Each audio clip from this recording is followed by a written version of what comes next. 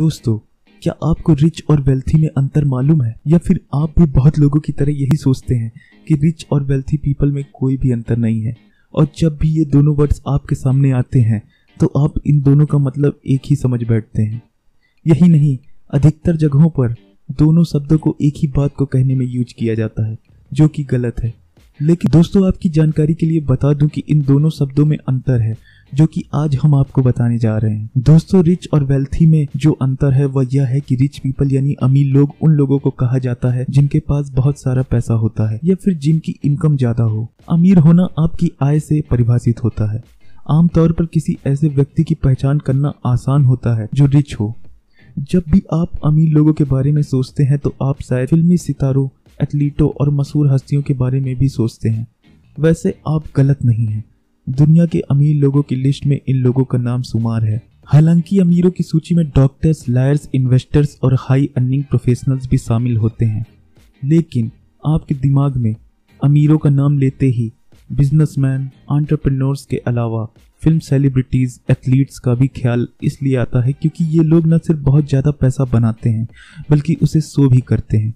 आप इनके अमीर होने का अनुमान इनके फैंसी कपड़ों, महंगी कारों और घरों को देखकर लगाते हैं। रिच पर्सन के पास काफी पैसे होते हैं, लेकिन इसके साथ ही उनके खर्चे भी बहुत ज्यादा होते हैं।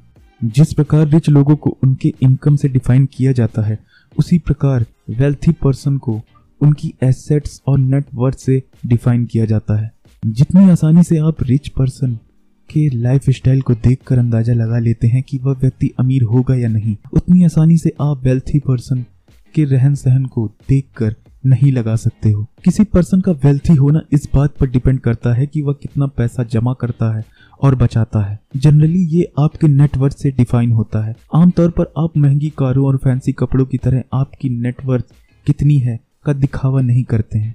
यही कारण है कि वेल्थी पर्सन को उनकी लाइफ स्टाइल से पहचानना मुश्किल होता है। दोस्तों, बीइंग वेल्थी की डेफिनेशन यह है कि कोई व्यक्ति कितने दिनों तक बिना कोई काम किए अपने स्टैंडर्ड ऑफ लिविंग यानी जीवन स्तर को मेंटेन कर सकता है।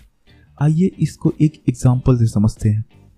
मान लीजिए एक व्यक्ति के महीने की कमाई 4 लाख रुपए है और उसके खर्चे 5 लाख रुपए हैं और उसके बैंक अकाउंट में 30 लाख रुपए जमा है। इसका मतलब यह है कि उस व्यक्ति को अपनी रिच लाइफ स्टाइल को मेंटेन करने के लिए पूरे साल में 60 लाख रुपए की आवश्यकता होगी, लेकिन उसकी सालाना कमाई 48 लाख रुपए है। अब वह व्यक्ति अपनी रिच लाइफ स्टाइल को मेंटेन करने के लिए अपनी 30 लाख की सेविंग से भी 12 लाख रुपए खर्च कर देगा। इस तरह से तीसरे साल के अंत तक अपनी रिच लाइफ स्टाइल को मेंटेन करने के लिए वह व्यक्ति 6 लाख रुपए के कर्ज में डूब जाएगा। यह उस व्यक्ति के पुअर माइंडसेट को दिखाता है कि अच्छी इनकम होने के बावजूद वह व्यक्ति कर्ज में डूब गया।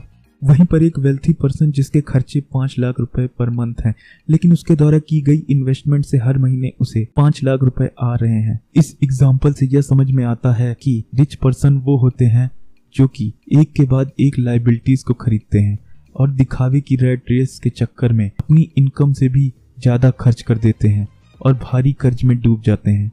एक सर्वे में यह सामने आया है कि अमेरिका में 60% NBA प्लेयर्स रिटायरमेंट के 5 साल के अंदर कर्ज में डूब जाते हैं। दोस्तों, आपको यह वीडियो कैसी लगी और आप क्या बनना चाहते हैं, रिच या वेल्थी? हमें कमेंट में जरूर बताएं। और अगर आपको इसी तरह की वीडियोस चाहिए तो सब्सक्राइब करके बेल आइकन दबा दीजिएगा। और हाँ, अगर वीडियो पसंद आए तो लाइक जरूर कीजिएगा। धन्यवाद।